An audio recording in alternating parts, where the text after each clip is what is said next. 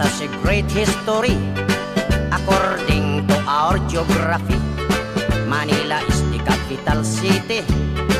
The king went from the other country, Metro Manila, Quezon City, Caloocan, Pasay, Makati, Marikina, Pasig, Sapote, Malabon, Las Piñas, Parañaque.